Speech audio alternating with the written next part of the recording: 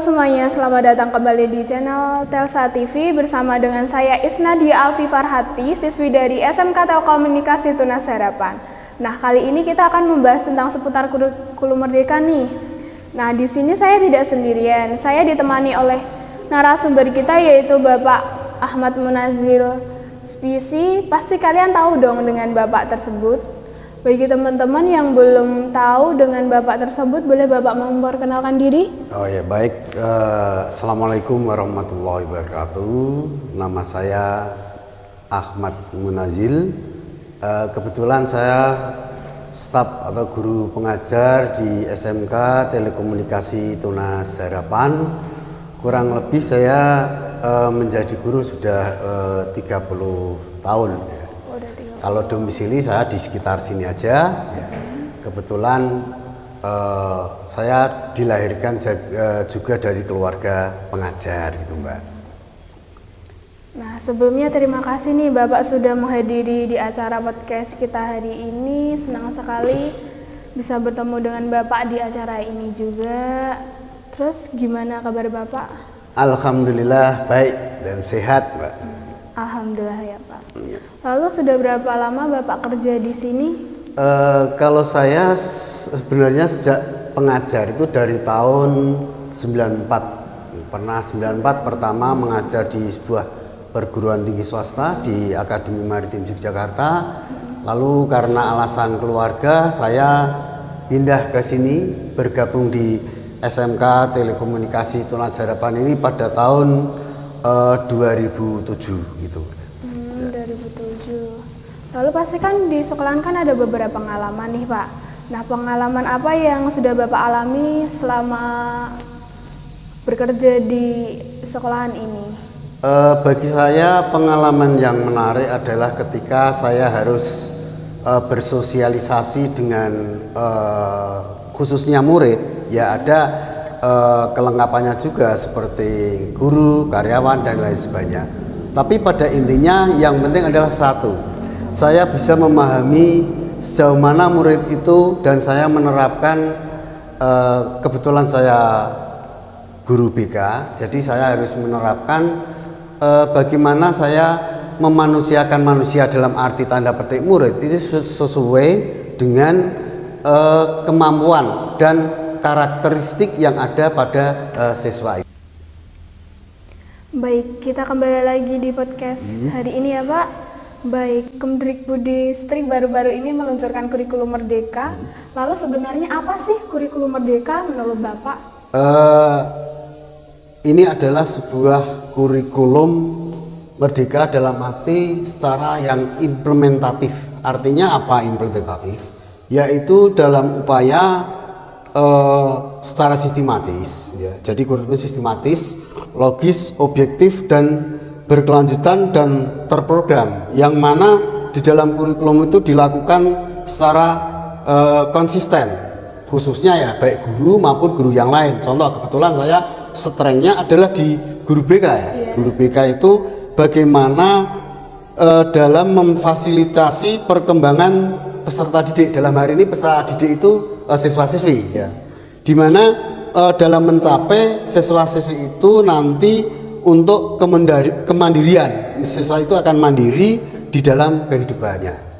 Dengan kata lain, kita harus mewujudkan kesejahteraan ya, baik secara psikologis dan mampu siswi itu mengaktualisasikan perkembangan secara optimal. Dari siswi, penitik beratnya adalah di dalam kurikulum merdeka itu adalah di dalam siswi itu gitu. Jadi lanjutannya nanti akan ada beberapa tahap-tahapannya gitu.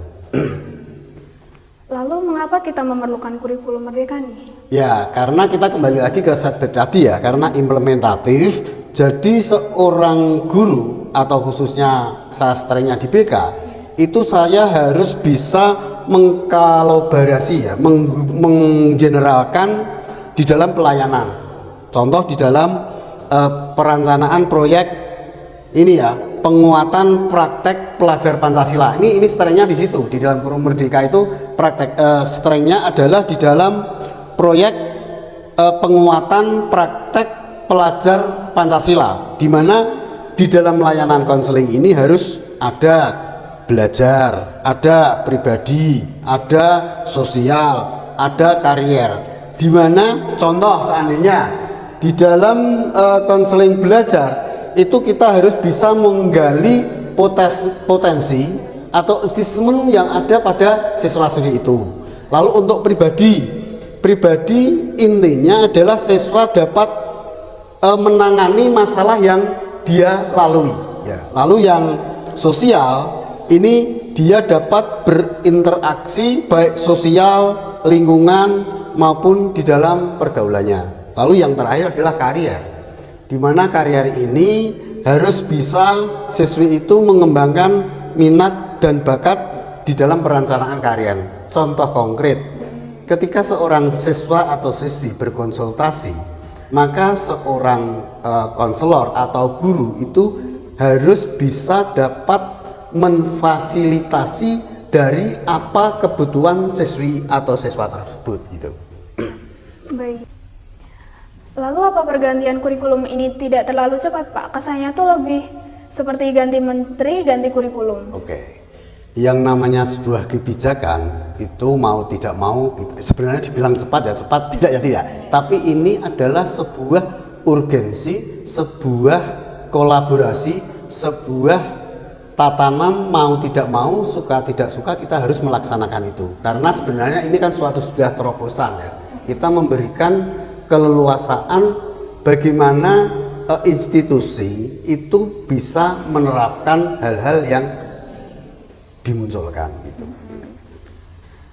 Lalu mengapa kurikulum merdeka dijadikan opsi? Mengapa tidak langsung ditetapkan ke semua sekolah? Gini ya, di dalam kurikulum merdeka ini itu kita hanya diberikan kesiapan dalam arti apakah institusi tersebut mampu atau tidak ya. Karena semua nanti di dalam kurikulum merdeka ini khususnya itu ada beberapa katakanlah parameter-parameter yang harus dilalui sebuah institusi itu mampu atau mau untuk melaksanakannya itu. Jadi tidak serta-merta harus kita tegaskan ini ketok-ketok, enggak. Itu harus tetap dari bawah gitu. Lalu sekolah kriteria apa yang boleh menerapkan kurikulum merdeka nih, Pak? Oh baik.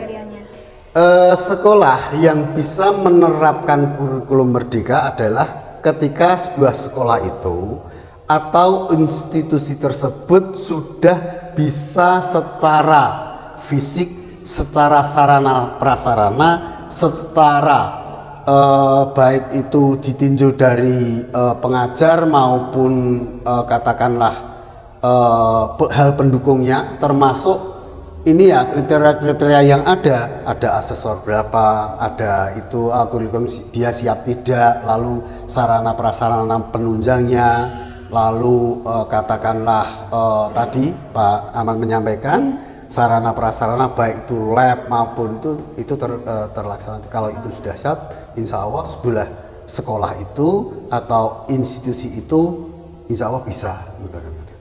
Lalu apakah sekolahan kita tuh sudah termasuk kriteria yang menerapkan kurikulum merdeka? Alhamdulillah, karena untuk kelas 1 ini ya kita sudah memasuki kurikulum merdeka tersebut ya. Kalau untuk yang kelas 11 dan 12 kita masih memakai kurikulum K13 dalam hari ini, karena di dalam regulasi atau peraturan-peraturan yang ada ini khusus kelas 1 ini alhamdulillah kita bisa menerapkan kurikulum merdeka. Alhamdulillah. Baik. Salah satu semangat dalam kurikulum merdeka ialah penyelenggaraan pembelajaran yang inklusif. Lalu apa yang dimaksud dengan pembelajaran inklusif? Di dalam pembelajaran inklusif ini kita menekankan kepada potensi yang ada di dalam siswa-siswi tersebut ya.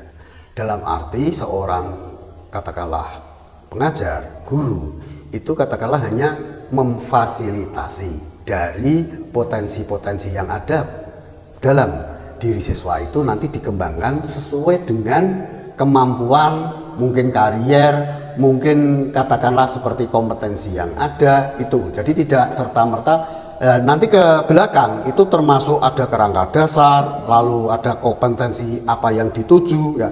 Contoh aja ya, itu kompetensi yang dituju di dalam kompetensi dasar ini kurikulum Merdeka itu khusus kelas 1 nanti adalah pada penerapan fase-fase. Ada fase nanti lebih lanjut, ada fase E, ada fase F untuk kelas 2 dan kelas 3. Ini teknisnya nanti arahnya ke sana gitu.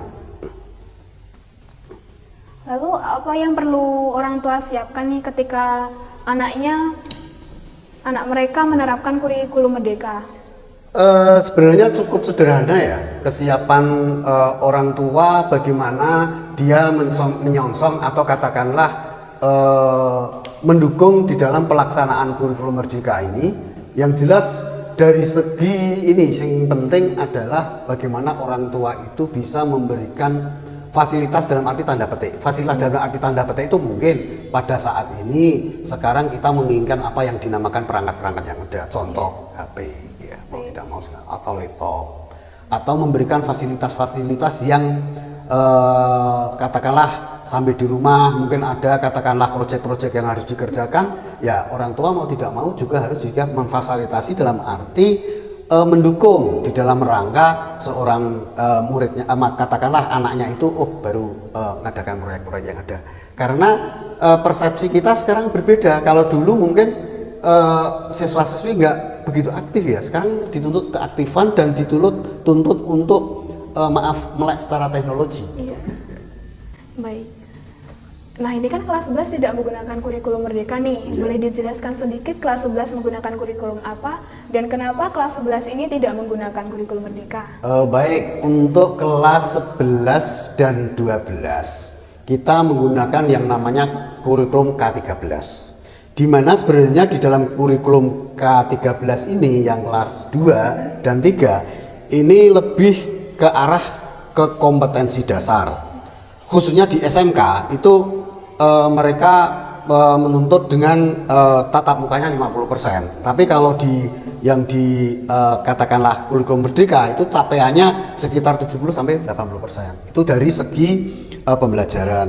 Lalu dari struktur kurikulum sendiri untuk K13 itu lebih ke nasional. Lalu konfigurasi. Lalu yang untuk kurikulum Merdeka itu lebih ke umum dan kejuruan dari SMK itu yang sedikit dalam arti saya memberikan sampel kaitannya dengan K13. Oke. Selanjutnya, perbedaan yang signifikan nih antara kurikulum Merdeka dan kurikulum 13. Di dalam perbedaan ini yang lebih menonjol adalah antara K13 dengan kurikulum Merdeka itu satu, yang pertama di dalam kerangka dasar. Kalau kerangka dasar K13 itu lebih ke sistem, ya, sistem dalam arti sistem pendidikan nasional.